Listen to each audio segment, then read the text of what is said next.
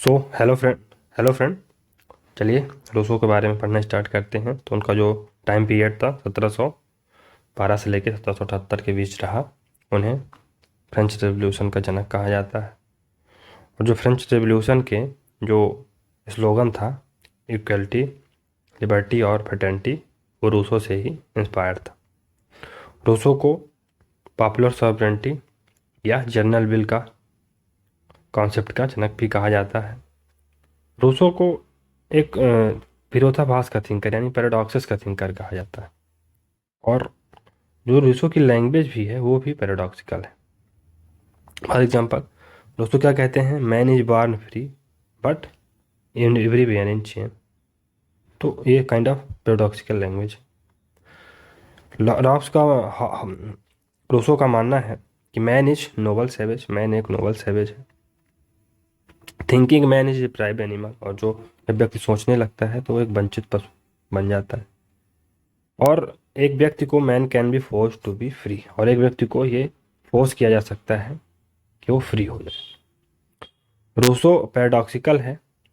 क्यों? क्योंकि रूसो के जो थॉट्स हैं वो एक सोर्स ऑफ इंफॉर्मेशन, लिबरल्स के लिए भी एक सोर्स ऑफ इंफॉर्मेशन काम करते हैं, सोशलिस्ट को भी के लिए भी एक सोर्स ऑफ इंफॉर्मेशन का मतलब सोर्स ऑफ इंस्पिरेशन का काम करते हैं। रेडिकल्स जो डेमोक्रेट्स होते हैं उनके लिए भी, और टोटलिटेरियंस के लिए। तो आगे समझेंगे कैसे। और प्लेटो का एक और महत्वपूर्ण पैराडॉक्स ये है कि चूंकि वो एज ऑफ इनलाइटनमेंट से बिलोंग करते थे, जहाँ पर साइंस को, रीजन को और मॉडर्निटी को सराहा जाता था, लेकिन रूसो ने मॉडर्निटी को क्रिटिसाइज किया है। तो ये भी एक काइंड ऑफ पैराडॉक्स है। रूसो की जो जनरल विल का कॉन्सेप्ट है, अब जैसे अगर इसको समझना हो तो भारत के कंटेक्स्ट में अगर हम देखें तो जैसे प्रियम्बल में क्या दिया हुआ है, be the people of India. तो ये काइंड ऑफ जनरल विल का, पॉपुलर सॉवरेनिटी का कॉन्सेप्ट है। रूसो के थॉट्स क्या हैं? तो रूसो के जो थॉट्स हैं उनकी जो एक बुक थी, फेमस बुक थी, जिसका नाम था सोशल कॉन्ट्रैक्ट, उसमें आते हैं।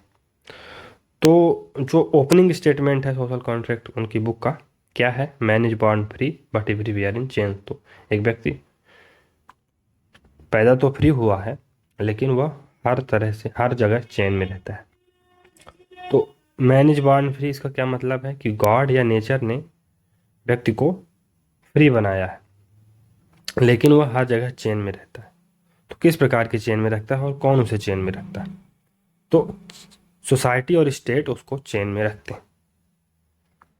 तो इस जो ऊपर स्टेटमेंट है कि man is born free everyone chain, ये इसका थीम क्या है? तो जो जैसे मान लीजिए हम सोचते हैं कि मॉडर्न टाइम्स में एक है ना, हमें लिबर्टी मिल गई है, लेकिन ये काइंड ऑफ हमारा इल्यूजन है। What we consider as liberty in modern times is just an illusion और आइसोलेशन। तो जो हम सोचते हैं कि ये लिबर्टी है मॉडर्न टाइम्स में, वो एक काइंड ऑफ इल्यूजन है बस, और ये हमें अपने लोगों से आइसोलेट कर देता है, अलग थलग कर देता है। तो रूसो का सेंट्रल कंसर्न क्या था? वो लिबर्टी और इक्वलिटी के बीच में काइंड ऑफ रिकनसाइल करना चाहते थे। तो चलिए इसमें आगे पढ़ते हैं कि जो वेस्टर्न फिलॉसफी है उसका पर्पज क्या है। जो वेस्टर्न फिलॉसफी के अनुसार लाइफ का क्या पर्पज होता है? तो वेस्टर्न फिलॉसफी के अनुसार लाइफ का पर्पज होता है हैप्पीनेस, खुशी। और एक व्यक्ति कैसे खुश रह सकता है? तो अगर एक व्यक्ति जो वह चाहता है वह कर सकता है। हैप्पीनेस कब आती है? जब हम कोई काम चाहते हैं और उसको कर लेते हैं तो हमें हैप्पीनेस मिलती है। और जो हम चाहते हैं उसको हम कर सकें, इसके लिए ज़रूरी है कि हमारे पास फ्रीडम। तो फ्रीडम काइंड ऑफ एक सोर्स ऑफ हैप्पीनेस है। फ्रीडम एक ऐसी कैपेसिटी है, ऐसी क्षमता है जिसके कारण व्यक्ति अपनी चॉइस, अपनी विल के अनुसार काम करता है। इसलिए फ्रीडम फ्री विल की एक्सरसाइज है। अपनी जो अपनी स्वयं की इच्छा है उसकी अगर हम एक्सरसाइज उसको करते हैं तो ये काइंड ऑफ फ्रीडम होगी। रूसो का सोशल कॉन्ट्रैक्ट समझते हैं तो उनके जो व्यू हैं ह्यूमन नेचर पे उसको पहले समझेंगे। तो रूसो का मानना था कि जो व्यक्ति था वो इनिशियली गुड था, मतलब जो वास्तव में एक व्यक्ति अच्छा होता है। मैन नोबल था, मैन काइंड था, मैन सिंपैथेटिक था, और मैन ना बाई नेचर मैन कैसा होता है, नोबल होता है, काइंड होता है, सिंपैथेटिक होता है। और रूसो का क्या सिग्निफिकेंस है इस संदर्भ में? तो रूसो ने मतलब ऐसे फिलासफर ऐसे मतलब फिलासफर हुए हैं, फर्स्ट फिलासफर हुए हैं जो कहते हैं कि मैन का कोई फॉल्ट नहीं। अगर मैन ना गलत है तो इसमें मैन का कोई फॉल्ट नहीं है। पहले फिलासफर हैं जो मैन को अच्छा मानते हैं, और उनका मानना है कि अगर व्यक्ति गलत है, गलत अपीयर होता है कि एक व्यक्ति गलत है, तो ये सोसाइटी के कारण होता है। तो वो ऐसे पहले मतलब पर्सन हैं जो ये कहते हैं कि सोसाइटी को चेंज करने की ज़रूरत है, मैन को नहीं। तो अगर सोसाइटी पैट्रियार्कल है तो रेपिस्ट को किल करने का कोई फ़ायदा नहीं होगा, क्योंकि उनके अंदर डिटरेंस नहीं पैदा होगी और वो बार बार अपने कृत्य को दुष्कर्म को दोहराते रहें। तो रोसो क्या कहते हैं? रोसो कहते हैं कि हमको सोसाइटी को चेंज करने की ज़रूरत है, और इसलिए जब वो कहते हैं कि हमको सोसाइटी को चेंज करने की ज़रूरत है, तो रूसो काइंड ऑफ सोशलिस्ट को इंस्पायर करते हैं। तो रूसो क्या कहते हैं कि man is noble savage, man noble savage. State of nature में man was noble, man was noble. हालांकि वो सैवेज था, खूंखार था, लेकिन वो नोबल था।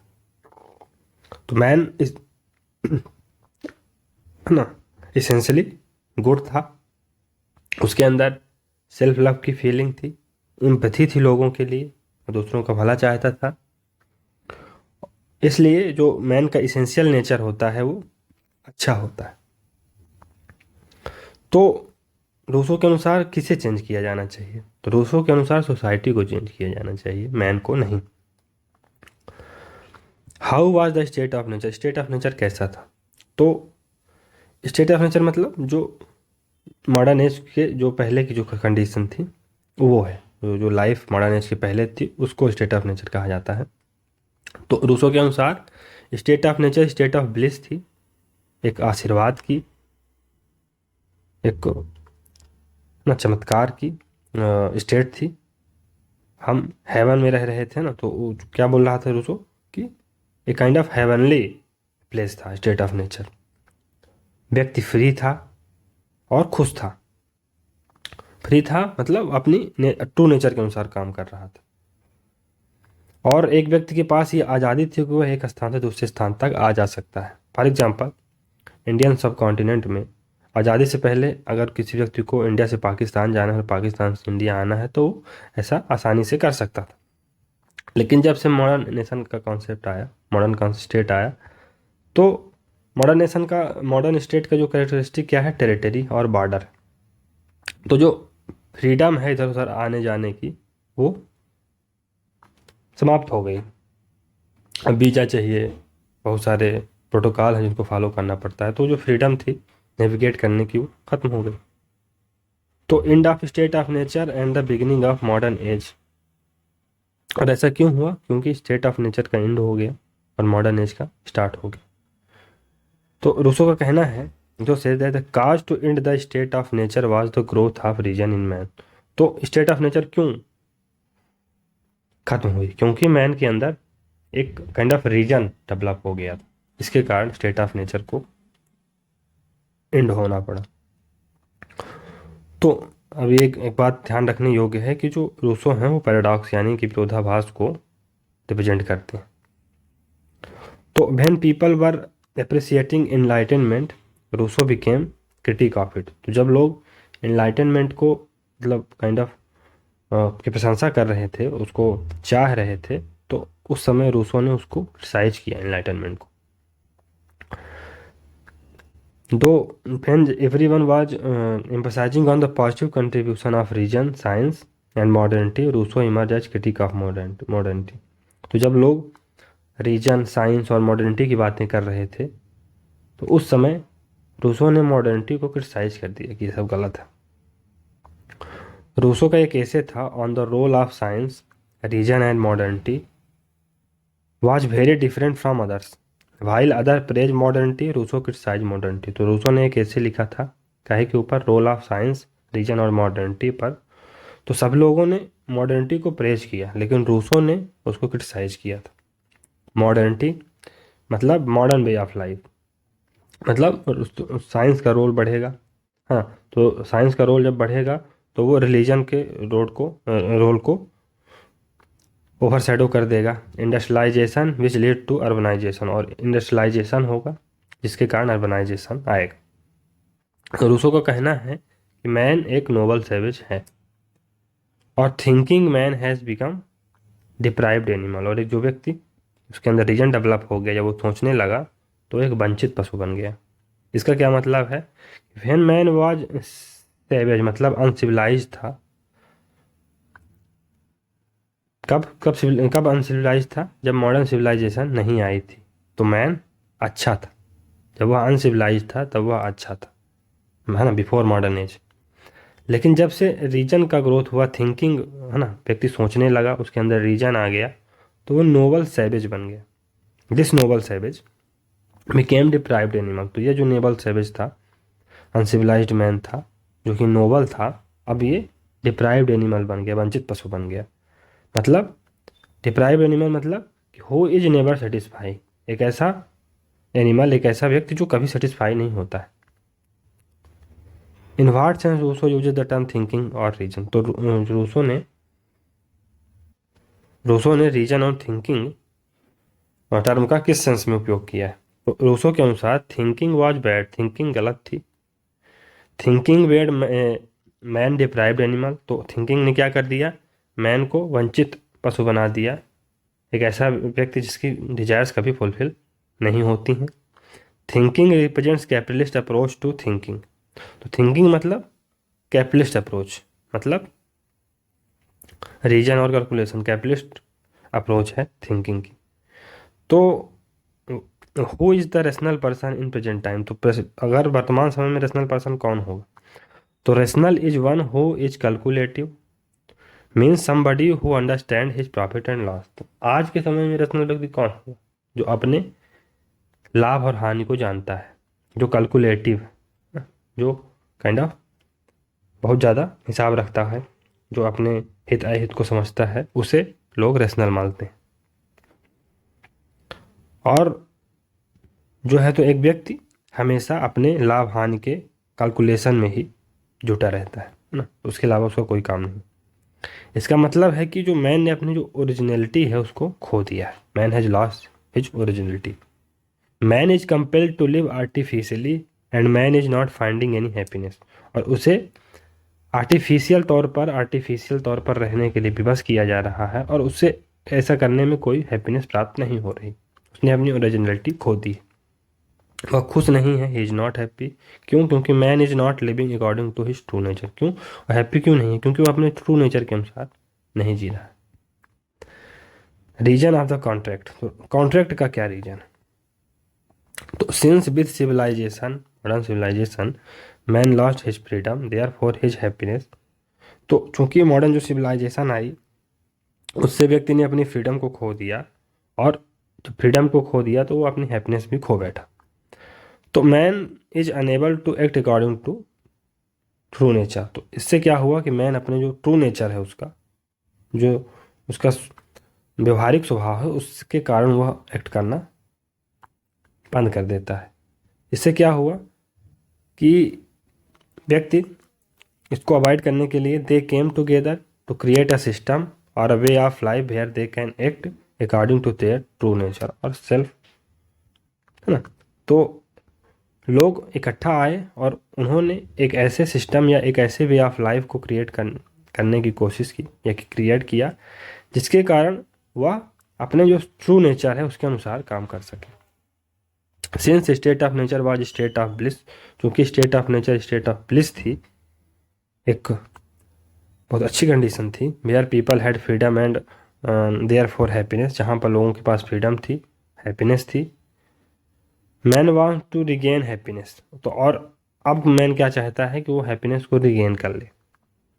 How ever they can not roll back the history, लेकिन वो हिस्ट्री को तो रोल बैक नहीं कर सकता है, वो पुनः स्टेट ऑफ नेचर में तो नहीं जा सकता है। Therefore they need to enter into a new contract, इसलिए ज़रूरत है कि वो एक नए कॉन्ट्रैक्ट में आए।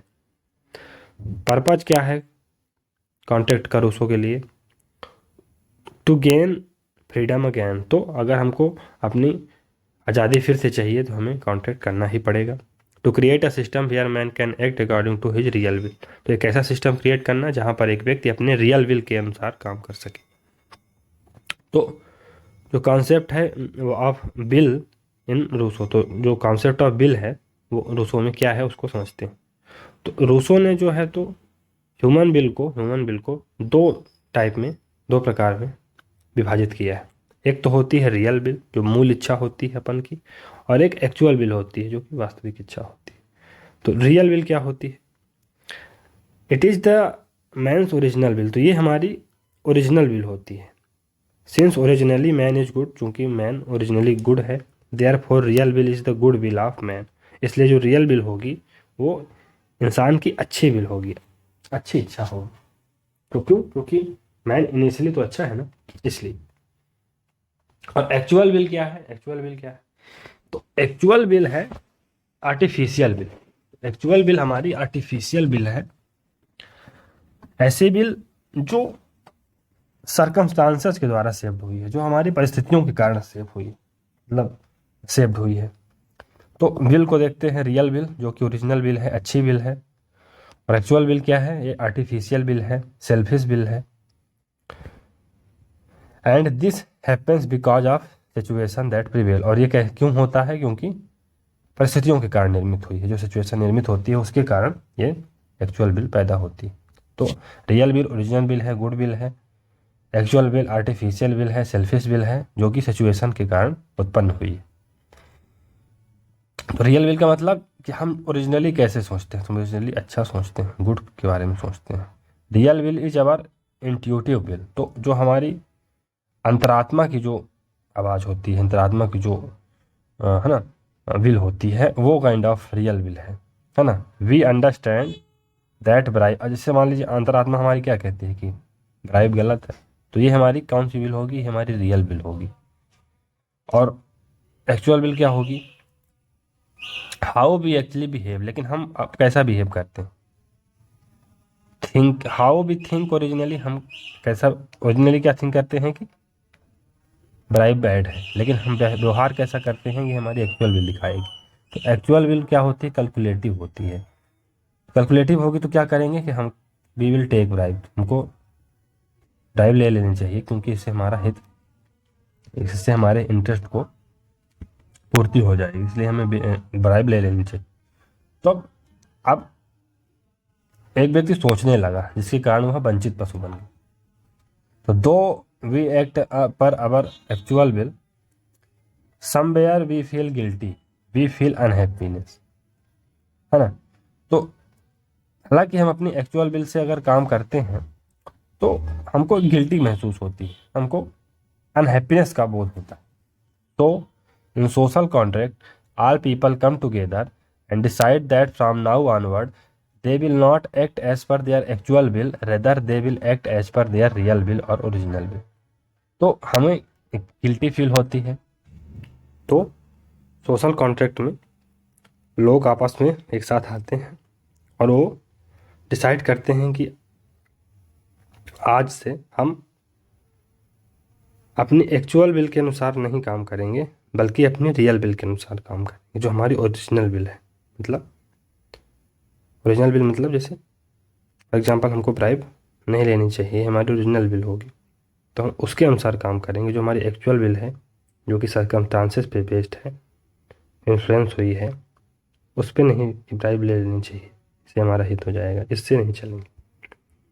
तो Rousseau give the concept of general will, Rousseau general will का कॉन्सेप्ट देते हैं। जनरल बिल क्या है? General will is the sum of real wills of all. General will क्या है? जितनी भर रियल बिल्स हैं उसका टोटल, हम जो सभी लोगों की जनरल बिल है उसका टोटल क्या है? General bill. Therefore general will is a good bill, तो इसलिए जनरल बिल एक अच्छी बिल है। General bill represent state, general bill किसको रिप्रेजेंट करती है? स्टेट को। कैसे? Because it represent the collectivity. क्यों? क्योंकि ये कलेक्टिविटी को रिप्रेजेंट कर रहा है। It represents people coming together. ये क्या रिप्रेजेंट करता है? कि पीपल आपस में आ रहे हैं, मतलब एक साथ आ रहे हैं। तो state represent the original will of all people living in state. तो स्टेट क्या रिप्रेजेंट करता है? Original will of all people living in the state. तो जितने भर लोग स्टेट में रह रहे हैं, स्टेट उनके ओरिजिनल विल को रिप्रेजेंट करता है। State represent constitution. तो स्टेट कॉन्स्टिट्यूशन को रिप्रेजेंट करता है। Expression of the real will of the people living in the state. तो कॉन्स्टिट्यूशन क्या होता है? कॉन्स्टिट्यूशन एक एक्सप्रेशन होता है जो सभी व्यक्तियों की रियल विल को रिप्रेजेंट करता है ना। एक्सप्रेशन होता है जो किस चीज़ का एक्सप्रेशन होता है? रियल विल का। किसके? जो सभी व्यक्ति इस स्टेट में, एक स्टेट में रहते हैं। तो constitution is the expression of popular sovereignty और जनरल विल। तो कॉन्स्टिट्यूशन किसको रिप्रेजेंट करता है? किस चीज़ का एक्सप्रेशन है? पॉपुलर सॉवरेंटी का एक्सप्रेशन, मतलब जनरल विल का एक्सप्रेशन। दस the constitution represent the real will of the people. इसलिए कॉन्स्टिट्यूशन लोगों की रियल विल को रिप्रेजेंट करता है। Real will is always good. और रियल विल हमेशा अच्छी होती है और इंडिविजुअल होती है, जिसे बांटा नहीं जा सकता है। Since Rousseau says sovereignty lies with the people that is nation, he is also the father of nation state. चूँकि रूसो क्या कहते हैं कि सॉवरेंटी किसके पास होती है? पीपल्स के पास होती है। मतलब पीपल कहाँ रहेंगे? नेशन में रहेंगे, तो नेशन के पास में होंगी। इसलिए उन्हें नेशन स्टेट का फादर भी कहा जाता है। नेशन किसके आधार पर बनता है? रेस और पीपल जिसमें रहते हैं, मतलब एक ही एथनिसिटी के, एक ही रेस के जब लोग रहते हैं, तो उसे फिर नेशन कहा जाता है। State sovereign. It means that constitution represent general will. इसका मतलब है कि कॉन्स्टिट्यूशन जनरल विल को रिप्रेजेंट करता है। The provision of constitution have to obey because when we obey the constitution we are actually obeying ourselves.